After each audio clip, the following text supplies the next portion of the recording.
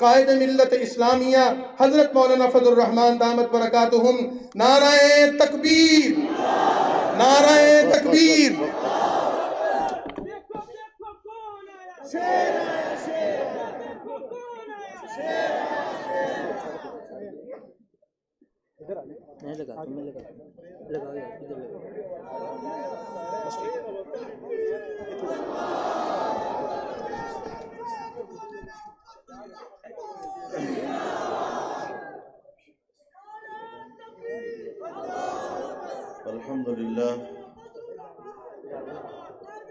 الحمد لله وكفى وسلام على عباده الذين اصطفى لا سيما على سيد الرسل وخاتم الأنبياء وعلى آله وصحبه ومن بهديه مهتدى. أما بعد فأعوذ بالله من الشيطان الرجيم. بسم الله الرحمن الرحيم. هو الذي أرسل رسوله بالهدى ودين الحق ليظهره على الدين كله وكفى بالله شهيدا. صدق الله العظيم.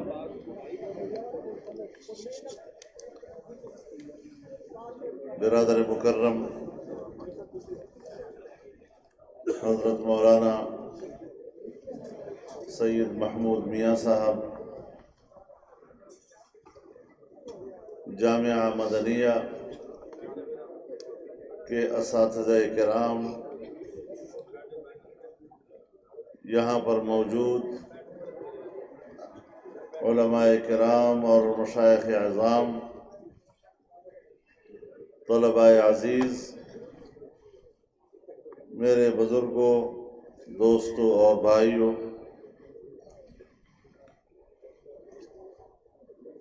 جامعہ مدنیہ ہمارے مخدوم مکرم اور ہمارے محسن حضرت مولانا سید حامد میاں صاحب رحمہ اللہ کا ایک شاہکار،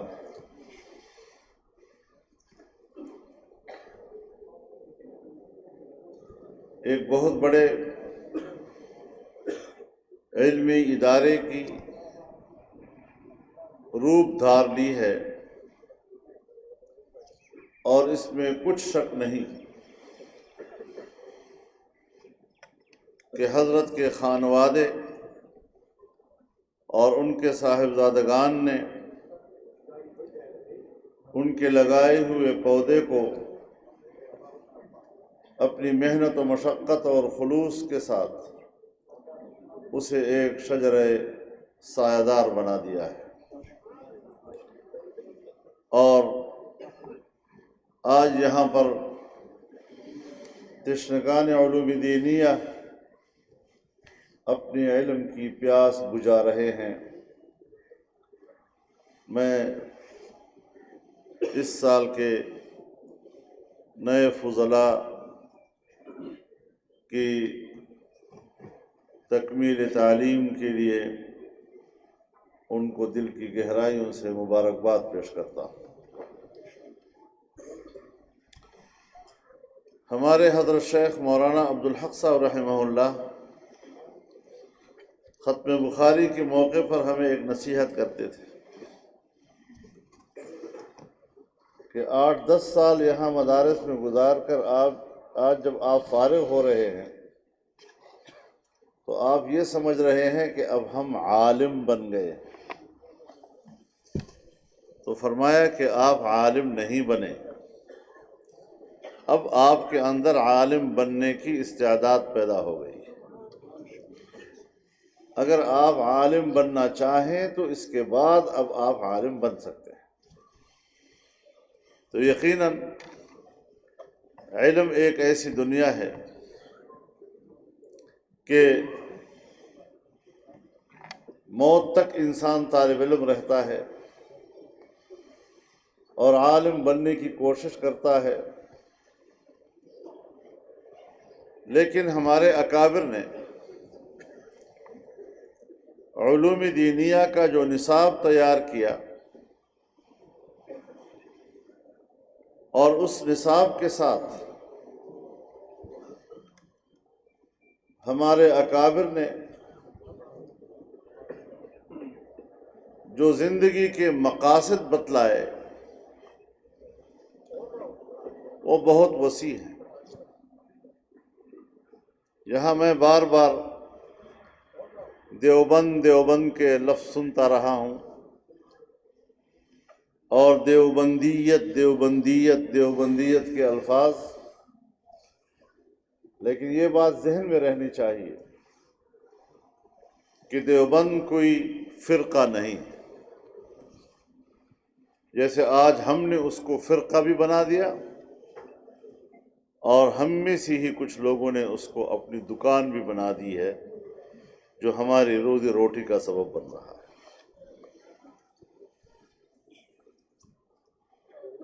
یہ ایک ہمارا علمی سلسلہ ہے اور ہماری سند یہاں سے گزرتی ہے اور جناب رسول اللہ صلی اللہ علیہ وسلم پر جا کر پہنچتی ہے۔ جامعہ ازہر سے فارغ ہونے والے اپنے آپ کو ازہری کہتے ہیں، تو کیا جامعہ ازہر فرقہ ہے؟ مدینہ یونیورسٹی سے فارغ ہونے والے اپنے ساتھ لفظ مدنی استعمال کرتے ہیں،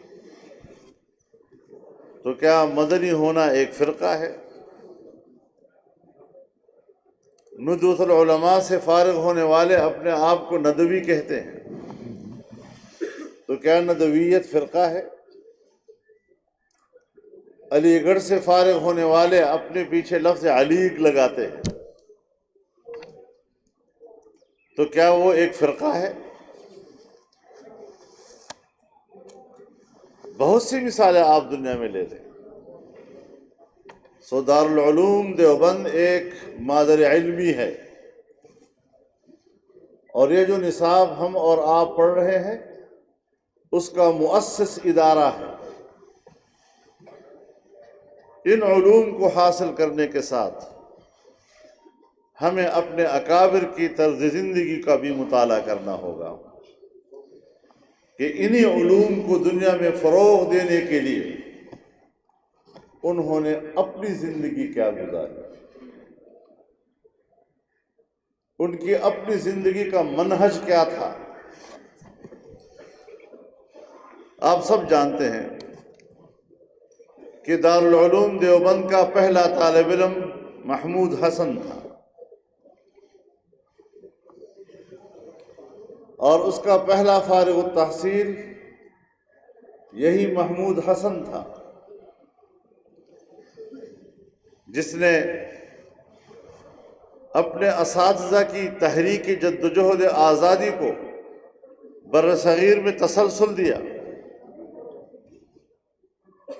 ہم یہ نتیجہ اخذ کر سکتے ہیں کہ دارالعلوم دیوبند نے ان علوم کے ذریعے جو پہلا اصول زندگی عطا کیا ہے وہ آزادی کا حصول ہے۔ حریت و آزادی یہ انسان کا پیدائشی حق ہے۔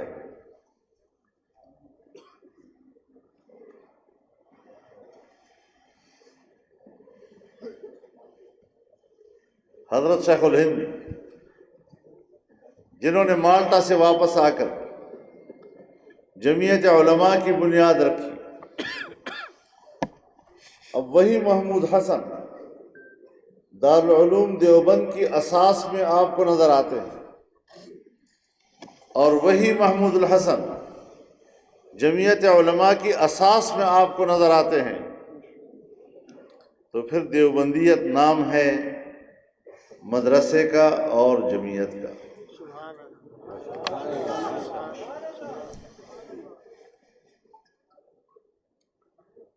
میرے محترم دوستو، ہمارے اکابر نے تو اسلام کی آفاقیت اور اس کی عالمگیریت کا درس دیا ہے، جس طرح کہ اللہ رب العزت نے جناب رسول اللہ صلی اللہ علیہ وسلم کو پہلا حکم یہ دیا، ان اتبع ملت ابراہیم حنیفا، کہ آپ دین ابراہیمی کی پیروی کریں۔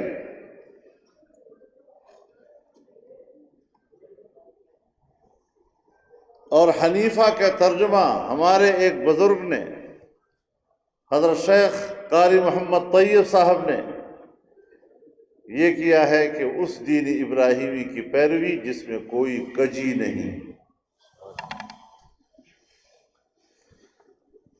اب وہ دین ابراہیمی کیا ہے؟ انی جاعلک للناس اماما، میں تمام انسانیت کے لیے آپ کو امام بنانے والا ہوں۔ یعنی آپ میں عالمگیریت تھی، آپ انسانیت کے امام تھے، اور اسی کی پیروی میں جناب رسول اللہ صلی اللہ علیہ وسلم کو اللہ نے حکم دیا، قل یا ایھا الناس انی رسول اللہ الیکم جمیعا، تمام انسانیت کو بتا دو کہ میں کوئی وقتی پیغمبر نہیں، کسی خاص علاقے کے لیے میری بعثت نہیں ہوئی، بلکہ تمام انسانیت اور قیامت تک کے لیے میں اب پیغمبر ہوں، اللہ کا نمائندہ ہوں۔ یہی پوری انسانیت کے تصور کے ساتھ رسول اللہ صلی اللہ علیہ وسلم کو امت عطا کی گئی۔ کنتم خیر امت اخرجت للناس تأمرون بالمعروف وتنہون عن المنکر۔ اب جب معروف کے لیے امر کا لفظ استعمال ہوا اور منکر کے لیے نہی کا لفظ استعمال ہوا، تو قرآن کریم کے پاس تو الفاظ دعوت کی بھی تھے، الفاظ نصیحت کی بھی تھے، الفاظ وعظ کے بھی تھے، الفاظ تذکیر کے بھی تھے، لیکن یہاں پر آپ نے لفظ امر اور لفظ نہی کو استعمال کیا۔ معلوم ہوتا ہے کہ اس امت نے اس دین متین کی حاکمیت پوری دنیا پہ قائم کرنی ہے، اور پھر جب قوت اقتدار حاصل ہو جائے تو آپ نے پھر بھلے کاموں کے لیے حکم دینا ہے اور برے کاموں سے روکنا ہے۔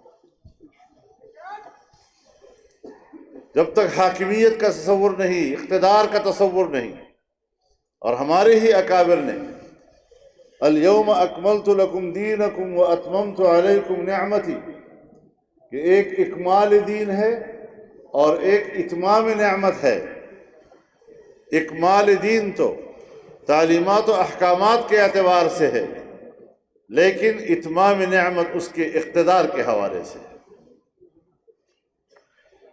لہذا اس دین متین کی جب اقتدار کی بات کی جاتی ہے، بڑی آسانی سے کہہ دیا جاتا ہے کہ مولوی صاحب بھی سیاست کرتا ہے۔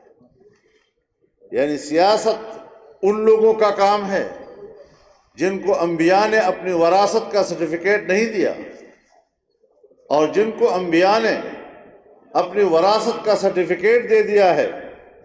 العلماء ورثۃ الانبیاء، ان الانبیاء لم یورثوا دینارا ولا درہما بل ورثوا العلم۔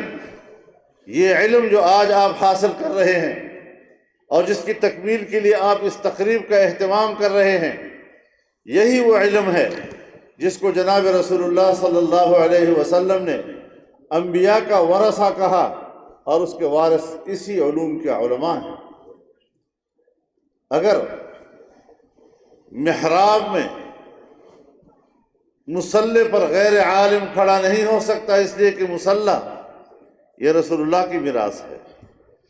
اگر مسجد کے محراب پر، مسجد کے ممبر پر کوئی نہیں بیٹھ سکتا خطبہ دینے کے لیے، اس لیے کہ رسول اللہ کی میراث ہے، بغیر علماء کے آپ کسی کو نہیں چھوڑتے، تو پھر مسند سیاست پر علماء کو اجنبی سمجھنا یہ جہالت کی علاوہ اور کیا ہو سکتا ہے؟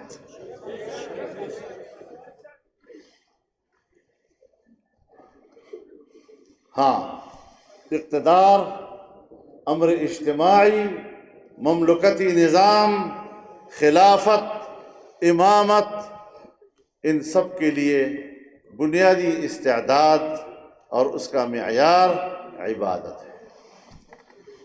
تو سب سے پہلے عبادت، دیانت دل کے اندر آنی چاہیے، اور پھر اس کے بعد اللہ رب العزت نے فرمایا والذین ان مکناہم فی الارض اقاموا الصلاة وآتوا الزکاة وامروا بالمعروف ونہوا عن المنکر۔ امر بالمعروف اور نہی عن المنکر کے لیے والذین ان مکناہم فی الارض، جب ان کو زمین پر اقتدار ملے گا۔ اور اس سے پہلے اقامت و زکوٰۃ کی بات کرنا، یہ ایک احساس دلانا ہے کہ اساس پھر بھی عبادت و دیانت ہے۔ لہذا تخلیق انسان کا مقصد تو عبادت ہے، لیکن عبادت اور عبدیت یہ تشریعی ہیں، تکوینی نہیں ہیں۔ اور تشریعی کا مطلب یہ ہے کہ انسان کی ارادہ و اختیار کو تفویض کر دیا گیا ہے۔ اب اپنے ارادہ و اختیار سے اگر وہ ایمان لاتا ہے تو اللہ کا خلیفہ بننے کا استعداد اس کے پاس ہے، اور اگر وہ اللہ پر ایمان نہیں لاتا، عبادت کا راستہ اختیار نہیں کرتا، توحید کو قبول نہیں کرتا، تو پھر ازروع شریعت وہ انسانیت کا خلیفہ بننے کا حق نہیں رکھتا۔ اب سیاست کیا ہے؟ اصلاح، استصلاح، ارشاد، حکم، امر، نہی، ان کے معانی کے مجموعے کو اہل عرب نے لفظ سیاست سے تعبیر کیا۔ قرآن میں اس کا ذکر نہیں ہے، لیکن جناب رسول اللہ صلی اللہ علیہ وسلم نے سیاست کا لفظ استعمال کیا ہے۔ کانت بنو اسرائیل تسوسهم الانبیاء کلما ہلک نبی خلفہ آخر ولا نبی بعد۔ ہم نے دنیا کو سبق سکھایا ہے کہ ختم نبوت کی بات غیر سیاسی ہے۔ ختم نبوت سیاست سے بالاتر نعرہ ہے۔ ختم نبوت کا تعلق عقیدے کے ساتھ ہے، اور رسول اللہ صلی اللہ علیہ وسلم کو سیاست کے ذیل میں ذکر کر رہے ہیں۔ کیا پڑھا رہے ہو دنیا کو آپ کہ انبیاء کے ہاتھ میں مملکت کا اجتماعی نظام ہوا کرتا تھا، اور تدبیر و انتظام انبیاء کے ہاتھ میں ہوا کرتا تھا، اور ایک جاتا دوسرا اس کی جگہ لیتا، اور اب میں آخری سیاستدان ہوں اور مملکت کی تدبیر و انتظام کا اختیار اب میرے پاس ہوگا۔ میرے بعد بحیثیت نبی کے کوئی نہیں آئے گا، لیکن خلفاء کی صورت میں آئے گا۔ وَسَيَكُونُ بَعْدِ خُلَفَاءَ فَيَكْثُرُونَ۔ تو اس اعتبار سے سیاست کس چیز کا نام ہے؟ القیام بالشیء بما یصلحہ۔ بہت سے علماء سیاست کی تعریفات کا خلاصہ اور جمہور کا مسلک اس حوالے سے القیام بالشیء بما یصلحہ، ایک کام کو اس طرح کرنا کہ اس سے نتیجے میں اصلاح آئے، معاملات ٹھیک ہوں۔ اسی لیے تو فرمایا کہ حکمران اپنی تدبیر کے ذریعے سے جب احکامات صادر کرتا ہے تو بعض دفعہ وہ منسوس بھی نہیں ہوتا۔ جہاں پر بھی ذرا وسیع النظری سے کام ہے، بعض دفعہ وہ منسوس بھی نہیں ہوتا اور افضل بھی نہیں ہوتا، لیکن وہ سمجھتا ہے کہ یہ حکم جو میں دے رہا ہوں مفضول ہوتے ہوئے بھی پبلک کے لیے بہتر ہے، لہذا وہ یہ حکم جاری کر سکتا ہے، اگرچہ وحی کے ذریعے سے اور نص کے ذریعے ثابت بھی نہ ہو، لیکن تاہم اس بات کا خیال رکھا جائے گا کہ کسی نص سے متصادم نہ ہو، حرام کے زمرے میں نہ آئے بس۔ لہذا مملکتی نظام میں جب تدبیر و انتظام انسان کے حوالے ہے اور حکمران اللہ کے دین کو سامنے رکھتے ہوئے احکامات جاری کرتا ہے تو اس میں بھی بڑی وسعت رکھی ہوئی ہے۔ تنگ نظر ملا مت بنا کرو، بڑا آپ کھلا میدان دیا ہوا ہے اللہ رب العزت۔ تو اس اعتبار سے اتمام نعمت کو اگر سمجھنا ہے تو پھر اقتدار ہی کی صورت میں اس کا مظاہر سامنے آ سکتا ہے کہ دین کامل اور مکمل بھی ہے اور دین کا اقتدار بھی ہے۔ تو اس حوالے سے میں جب آپ کے سامنے یہ باتیں کرتا ہوں تو میرے خیال میں صوفیاء قبول نہیں کرتے ان چیزوں۔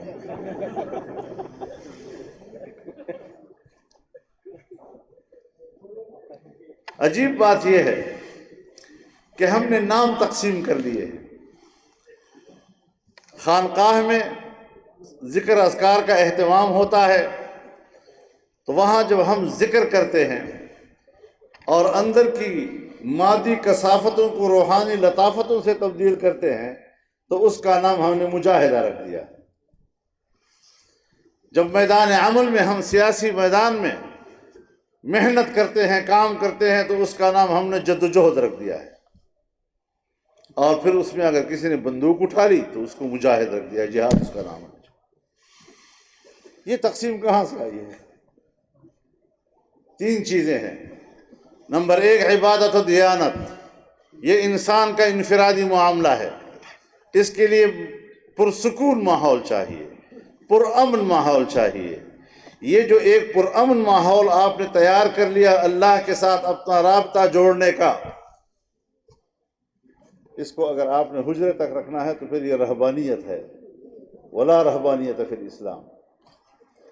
اب اس کو پبلک تک لے جاؤ، اس تربیت کو پبلک تک لے جاؤ اور ملک میں امن قائم کرو، سکون قائم کرو، انسانی حقوق کو تحفظ دو، جان مال اور عزت و آبرو کو اور خوشحال معیشت کا انتظام کرو،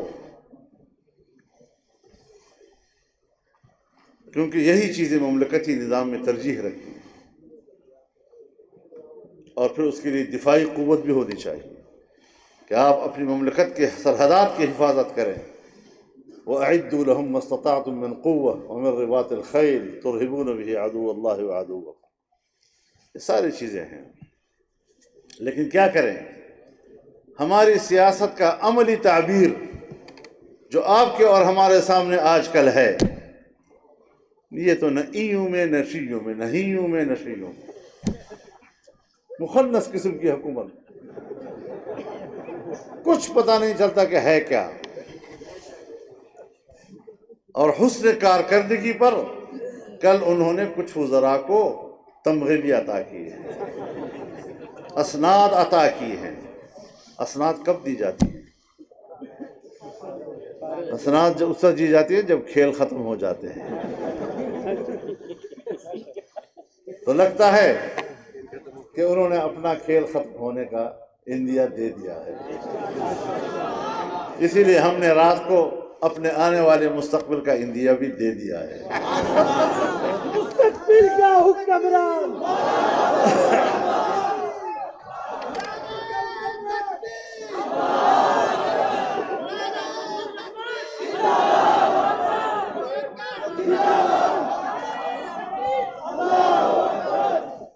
اور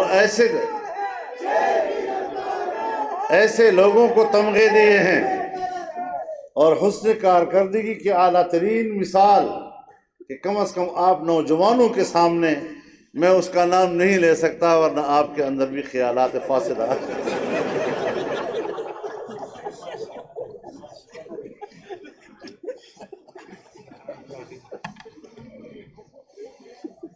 بھئی آپ تو خود کہتے ہیں، کبھی کہا کہ معاشی بہتری کے اشارے مل گئے ہیں، کبھی کہتے ہیں دنیا نے ہماری معاشی ترقی کو تسلیم کر لیا ہے۔ جو آپ نے خود یہ کہا ہے تو پھر ہمارے معیشت کے اور خزانے کے وزیر کو کیوں محروم رکھا؟ آپ تو کہتے ہیں کہ ہم نے بڑے اچھے خارجہ تعلقات بنائے ہیں، اور افغانستان کے مسئلے پر ایک OIC کے وزراء خارجہ کا اجلاس بھی ہوا، جسے وہ ایک زبردست قسم کی کامیاب خارجہ پالیسی کی علامت قرار دیتے ہیں، تو پھر شاہ محمود قریشی کو کیوں محروم رکھا؟ آخر کیوں؟ کہتے ہیں ہماری دفاع مضبوط ہاتھوں میں، یہ بیان ہے اس کا۔ اگر دفاع مضبوط ہی ہاتھوں میں ہے تو پھر پرویز خٹک کو کیوں محروم رکھا؟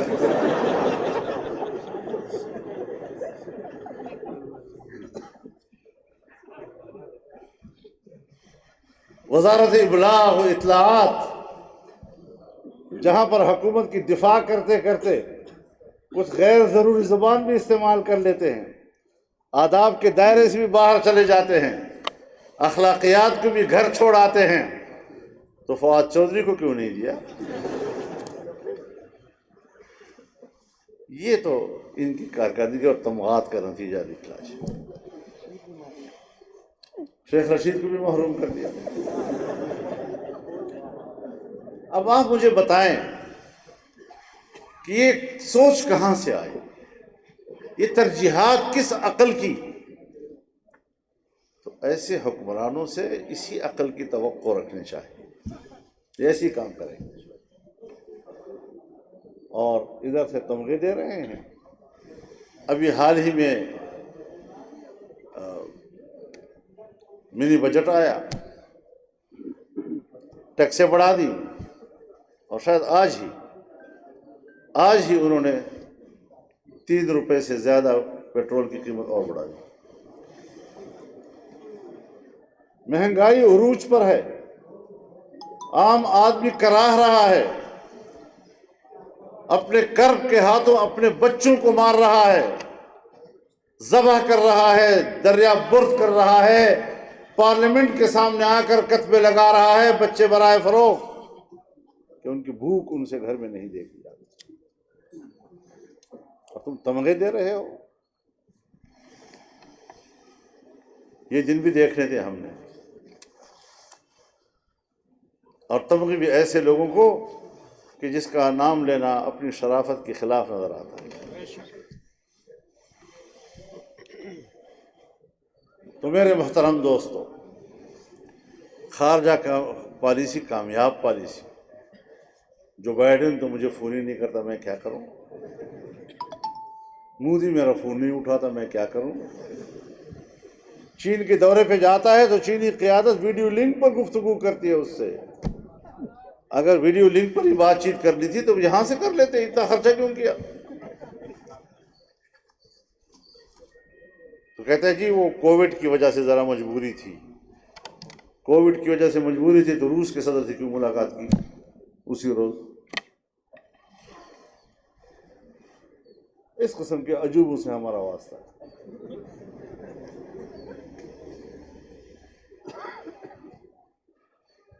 اور پھر خارجہ پالیسی، کوئی پڑوسی آج ہم سے راضی نہیں۔ انڈیا تو ہوا ہمارا دشمن، ایران اس وقت خارجہ پالیسی کے اعتبار سے ہندوستان کے پلڑے میں کھڑا ہے۔ چائنا سی پیک کے مسئلے پر پاکستان سے نالاں ہے،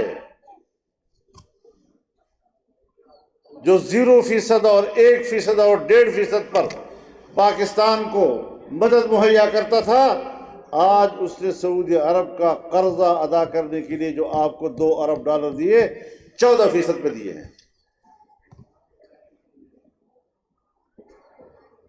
اور کہتے ہیں کیوں نہ کریں، آپ نے ہمارے ساتھ کیا کیا؟ امریکہ وہ بھی انسانی حقوق کی بات کرتا ہے اور کہتا ہے انسانی حقوق کے لیے کوئی جغرافیائی حدود نہیں، جہاں بھی انسانی حق کا مسئلہ ہوگا ہم پہنچیں گے۔ تو میں نے کہا پھر مسلمانوں کا بھی عقیدہ ہے کہ اسلام کی کوئی جغرافیائی حدود نہیں ہے، تو یہ اجازت سب کو ہونی چاہیے۔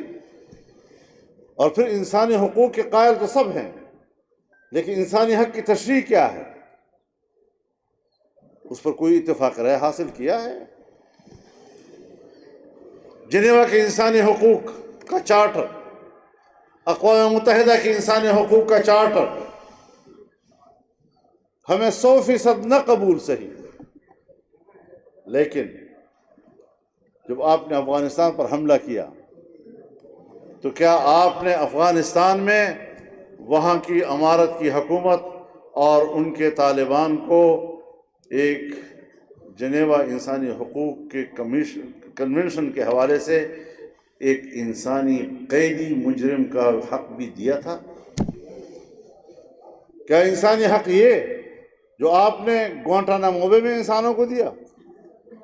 کیا انسانی حق یہ جو آپ نے سمندر میں بحری بیڑوں کے اندر جو عقوبت خانے بنائے تھے اس کا نام انسانی حقوق ہے؟ جو آپ نے شبرغان جیل میں انسانیت کے ساتھ کیا، جہاں آپ نے انسانوں کو کنٹینر میں بند کر کے ایئر لاک کیا اور سانس گھٹتے گھٹتے لوگ شہید ہو گئے، جہاں آج بھی جب بگرام جیل تک رسائی ہوئی اور اسے کھولا گیا تو اس کی دیواروں پر آج بھی خون بہا ہوا ہے۔ یہ انسانی حقوق ہیں جس کا امریکہ بات کرتا ہے۔ میرے پاس آئے تھے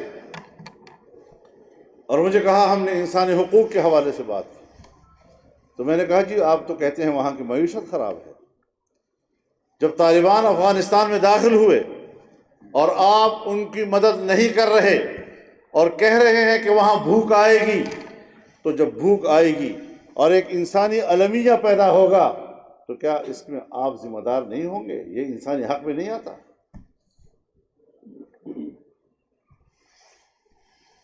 اور آج ہی اعلان کیا ہے کہ ہم افغانستان کے منجمد اثاثوں کو طالبان کے حوالے نہیں کریں گے۔ یہ ہے انسانی حقوق۔ ایک طرف معاہدے میں تم نے کیا، ایک طرف معاہدے میں امارت اسلامیہ کو بھی تم نے دستخط کر کے تسلیم کیا، ایک طرف تم نے افغانستان چھوڑ اور ان کے حوالے ہوا۔ اب تو معاہدوں کے تحت بھی آپ کو حق نہیں پہنچتا کہ آپ ان کے لیے اقتصادی مشکلات پیدا کر سکیں اور ان کے منجمد اثاثے وہ آپ ان کے حوالے نہیں کریں۔ تو یہ وہ چیزیں ہیں کہ جو ملک میں اور دنیا میں ہو رہی ہیں، اس جبر کے خلاف، اس ظلم کے خلاف، اس انسانیت کش پالیسیوں کے خلاف ہم نے دین اسلام کا پیغام پہنچانا ہے، انسانی حق کی بات کرنی ہے۔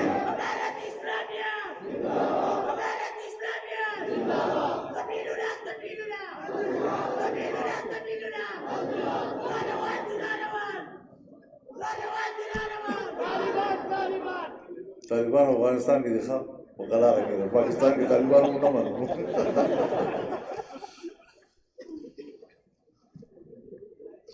تو ہمیں احتیاط کے ساتھ چلنا ہوتا ہے۔ قوت کو حاصل کرنا تدریج کا عمل ہے، اور سیاست کے بارے میں آپ بھی جانتے ہیں کہ اس کے لغوی معنی کیا ہے۔ کسی چیز کو برابر کرنا، گھوڑے کو خرخرا دینا، گھوڑے کی صفائی کرنا، پھر اس وقت تک کہ آپ زین رکھ سکیں اس کے اوپر، اس سارے عمل کو سیاست کہتے ہیں۔ حضرت اسماء بنت ابی بکر رضی اللہ تعالی عنہ، جو حضرت زبیر رضی اللہ تعالی عنہ کی اہلیہ تھی، وہ فرماتی ہیں وَلَهُ فَرَسٌ، یعنی میرے خاوند کا ایک گھوڑا تھا، وَكُنْتُ أَسُوسُهَا، میں اس کی سیاست کرتی تھی، یعنی میں اس کا دیکھ بھال کرتی تھی، اس کی چارہ گری کرتی تھی۔ تو سیاست، اگر آج کی سیاستدانوں سے پوچھا جائے کہ سیاست کون سی زبان کا لفظ ہے، تو زیادہ سے زیادہ کہیں گے اردو کا لفظ ہو سکتا ہے، ورنہ فارسی کا لفظ ہو سکتا ہے۔ اب وہ لوگ سیاستدان ہیں کہ جن کو لفظ سیاست کا یہ بھی پتہ نہیں کہ کون سی زبان کا لفظ ہے، اور علماء کرام حجروں کی طرف زور کر رہے ہیں کہ رہبانیت کو فروغ دیں، جائیں حجروں کی طرف۔ اللہ کے ذکر اذکار کے لیے پرسکون ماحول چاہیے، لیکن یہ پرسکون ماحول اپنی ذات تک محدود نہ رکھیں، اس کو پبلک تک پہنچائیں۔ شرافت انسانیت اور کرامت انسانیت اسی میں ہے۔ وَلَقَدْ كَرَّمْنَا بَنِي آدَمَ وَحَمَلْنَاهُمْ فِي الْبَرِّ وَالْبَحْرِ وَرَزَقْنَاهُمْ مِنَ الطَّيِّبَاتِ، اس پر عمل کریں۔ ضرب اللہ مثلا قریۃ، لفظ قریہ استعمال کیا، یعنی اجتماعی آبادی، ملی جلی زندگی۔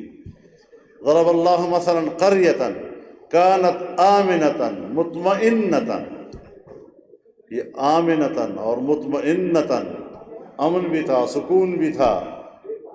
کس وجہ سے تھا؟ یأتیہا رزقہا رغدا من کل مکان، ہر طرف سے رزق کھچ کھچ کے آ رہا تھا، معاشی خوشحالی تھی۔ فکفرت بانعم اللہ فاذاقها اللہ لباس الجوع والخوف بما كانوا يصنعون، جب کفران نعمت کیا تو پھر اللہ تعالیٰ نے دو سزائیں دی، ایک بھوک اور ایک بدامنی۔ آج ہمارے ملک میں یہی صورت ہے، ہم بدامنیوں کی طرف جا رہے ہیں، ہمارے اندر وہ اجتماعی نظم نہیں رہا ہے۔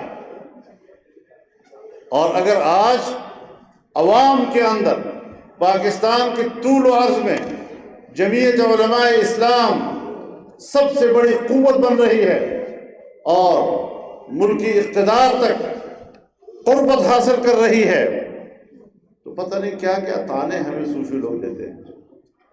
یہ تو دنیا دار لوگ ہیں۔ دنیا دار لوگوں کا یہ معنی ہے؟ کوئی دنیا داری اور زہد کے درمیان فرق بھی آتا ہے آپ کو؟ زہد کا یہ معنی ہے کہ کچھ نہ کھاؤ نہ پیو نہ پہنو، گندے اور میلے کچیلے رہو۔ تو رسول اللہ صلی اللہ علیہ وسلم کے پاس جو ایک صحابی آیا، بال بکھرے ہوئے، گردالود، کپڑے پھٹے ہوئے، اور آپ نے پوچھا کیا کرتے ہو؟ کہ ریوڑ چلا دو۔ کتنی بکریاں ہیں؟ کتنے؟ 100 بتا دیجیے۔ تو پھر جب اللہ نے آپ کو اتنی نعمت دی ہے تو وہ آپ پر دیکھتی بھی نظر آنی چاہیے نا، تو صاف ستھرے بھی رہو نا۔ تو اللہ کی نعمتوں کو استعمال کرنا، ہم نے پتہ نہیں اس زہد کے کیا کیا معنی کر دیے ہیں۔ قل من حرم زینۃ اللہ التی اخرج لعبادہ والطیبات من الرزق قل للذین آمنوا فی الحیاۃ الدنیا خالصۃ یوم القیامہ۔ دنیا کی نعمتیں کس نے آپ کو کہا ہے کہ آپ ان کو استعمال نہ کریں؟ اور طیبات، اس میں تحقیق نہیں کی جاتی، اصل اشیاء میں طہارت ہے، اصل اشیاء میں حلت ہے، اور حرمت کے لیے دلیل چاہیے، حرمت کے لیے دلیل چاہیے۔ اور یاد رکھو، میں بڑے احتیاط سے بات کر رہا ہوں، علماء کے بیچ میں بیٹھ کر بات کرنا بڑا خطرناک ہوتا ہے، کہ جو مثالیں ہم آج کے دور میں پیش کرتے ہیں، عہد اول کی مثالیں، وہ تقوی کی مثالیں ہیں، اور حکومتیں فتوے سے چلتی ہیں، تقوی سے نہیں۔ یہ ان کے بس کا روک تھا، میرے اور آپ کے بس کا نہیں ہے، ہمیں تقوی پہ چلنا ہے، فتوے پہ چلنا ہے۔ یہ طیبات حلال طریقے سے استعمال کرو، اچھے سے اچھی خوبصورت زندگی گزارو۔ ہمارے حضرت مولانا عبدالحق صاحب رحمہ اللہ فرمایا کرتے تھے کہ یہ جو دو بھائی ہوتے ہیں، ایک دیہات میں کھیتی باڑی کرتا ہے، ایک مدرسے میں پڑھ رہا ہوتا ہے، تو دونوں کو ظاہری شکل میں بھی آپ کو نظر آئے گا کہ پڑھنے والا، مدرسے میں آنے والا، وہ لباس کے حوالے سے، چہرے کے حوالے سے بڑی تار و تازگی رکھتا ہے بنسبت اس کے، حالانکہ ایک باپ کے بیٹے ہیں۔ وہ کیا دعا ہے آپ کے لیے؟ وہی دعا ہے، نظر اللہ امرأ سمع مقالتی فوعاها واداها کما سمعت۔ جس نے میری باتوں کو سنا، پھر یاد کیا، پھر اسی طرح لوگوں کو امانت کے ساتھ پہنچایا، ایسے لوگوں کو اللہ تر و تازہ رکھے۔ تو یہ ہے آپ کی اس وقت جو تر و تازگی نظر آ رہی ہے، یہ انہی علوم کی برکت سے۔ اور نظارت، تر و تازگی اس میں عموم ہے، چاہے دنیوی زندگی ہو، چاہے برزخی زندگی ہو، چاہے اخروی زندگی۔ اللہ تعالیٰ ہم رسول اللہ صلی اللہ علیہ وسلم کی یہ دعا آپ کے اور ہم سب کے لیے قبول فرمائے، اور اللہ تعالیٰ ہمیں اپنی مرضی کی زندگی گزارنے کی توفیق عطا فرمائے۔ وآخر دعوانا کل ہو نہیں گئے تھے